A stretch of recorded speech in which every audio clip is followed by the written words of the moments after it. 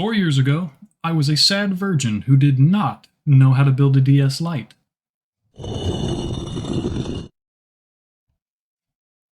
1 out of 2. Hatsune Miku! Is that you? Have you found ways come to put me out of my misery? Okay, so different type of video, I know, but I like building things, and I want to show you the things that I build. This is something I built as a gift for someone. It is a Nintendo DS Lite, Hatsune Miku themed. You know, the Vocaloid singer, all that jazz. This one is a bunch of different parts. Some are official parts, obviously some are not. And I would like to not take it apart, but dissect this thing and how it was built with you on camera. I think that would be a fun video. And obviously, I built a lot of different other stuff. So maybe I could make this into some kind of a series. I would like to show the stuff that I built. Obvious part, big O1. That's just, you know, the Miku thing. She got the O1 on her shoulder. It's something. It's usually red, but we'll get to that. It is actually see-through. What you were seeing in there and why it looks all shaded is because that is the back of the screen. It is a metal backing. It's like just silver metallic metal.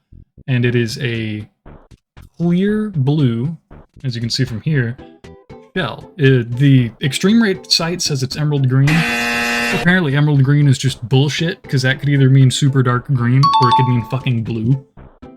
But I have that for accent pieces all over this thing, because Miku has, you know, that bluish greenish color all over as an accent piece. So it was pretty perfect. It was actually basically just the exact color but transparent, which I love making transparent technology. It's so fucking cool. Oh my god.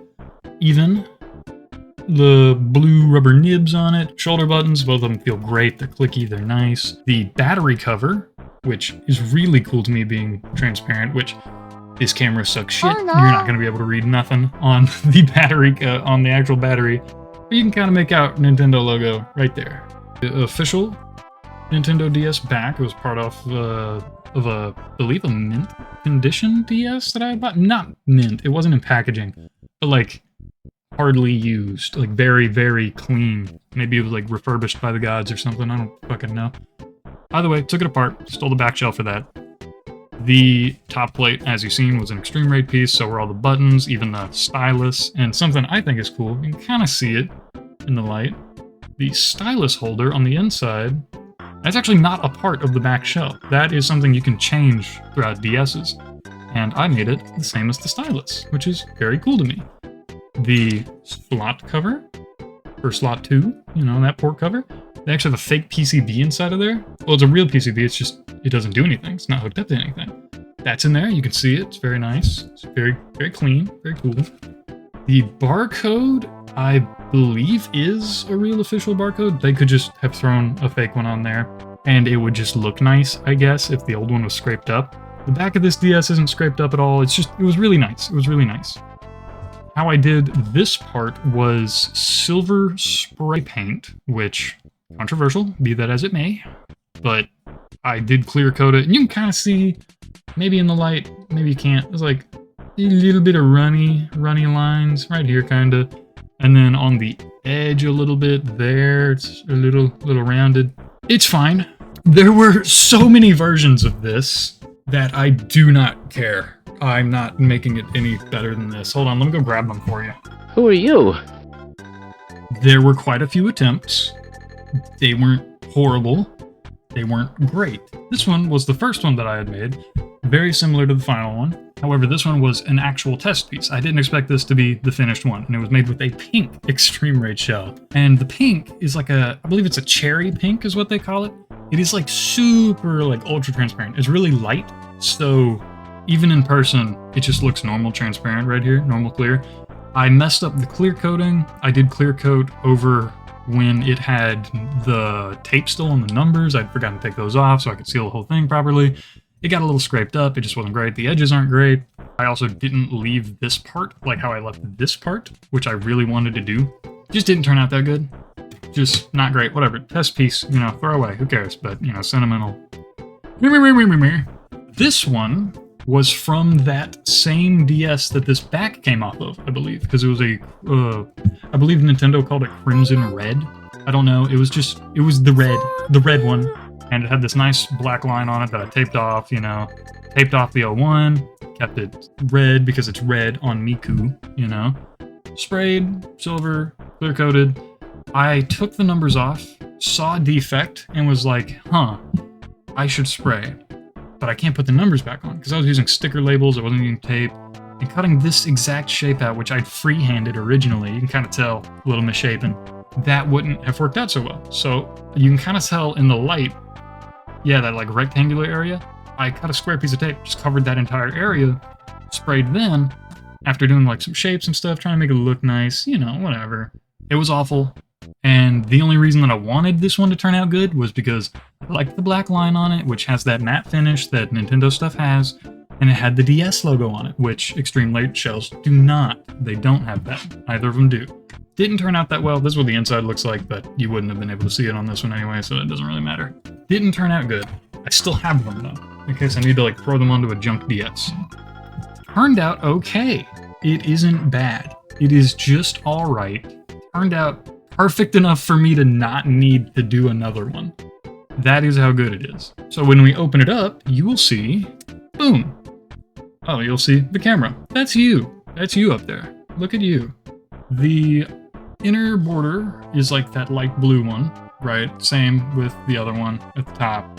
Pink buttons. Those are very fun. These are very nice. They're not like magenta, which is kind of like the color that Hatsune Miku's like hair ties are. Same thing for these rubber nibs, which is what I wanted those to represent. Which these buttons are closer, but they're still not magenta. I, for the life of me, could not find transparent or even just normal magenta DS Lite buttons.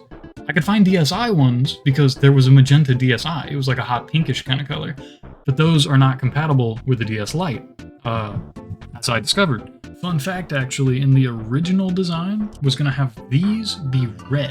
I was looking at a fan design of Miku, which was very similar to the original design, but it wasn't the original picture, nothing like that. On her skirt, she does have some golden accents, and those are supposed to be words, I believe, I'm not sure. But the buttons were actually all going to be golden, except for, I believe, A and X. Hello, Strudel. It's my cat. Those two were going to be like a whitish, creamish color, and then like a lime green, and that was going to represent the leak. The 01 on the back was actually going to be more to the right. It was going to be over here, and that was going to kind of represent it being on the right shoulder of Miku, which, as you saw with the other shell, it was bottom right, and it was smaller and red. And then the design changed a little bit more for the button layout, and then all of the buttons became just red. All the phase buttons, D-pad, start select, all that, along with the rubber pads. And, you know, I consulted an expert on Miku. Then we landed with a design, which is what this is. We were going to have magenta. These are the closest that I could find for those color buttons, as I told you. I have reference images, so I can throw them on screen whenever I'm talking about it, and you'll see the design standpoint. It's actually so easy to make a reference image as well. Little tip and trick. This is just the manual picture for the DS. Like, that's just straight out of the manual. And since they use a stark white background, you can just screenshot it, save that part of the manual, whatever you want to do, load it up into, like, let's say Ibis Paint. I'm using Metabang Paint. And then you can just fill tool on whatever you want to be what color. And then you can kind of get like a rough, like, in your head, oh, that's what that's going to look like whenever I'm done. And you can see, like, I got all the buttons. I even got, like, the little itty bitty portion right there for the stylus holder. All of that, perfectly fine. And all I did was just put the image in, fill tool, fill tool, fill tool, fill tool. I would eyedrop colors from that using the eyedropper tool. Same thing for the leak image, all that, me. And then boom, that's it. Easy peasy. You might be wondering, did I spray paint this inside silver piece? No. There was just actually a silver DS that existed. I believe I have a part of. Over here, let me reach. Boom. Yeah, I'm pretty sure I stole it from this one, which was just, it was just some busted one off eBay. It was, took it apart. Boom, part right there. These rubber nibs are cyan, like that cyan blue, whatever the fuck, emerald green, I don't care. The color that this is.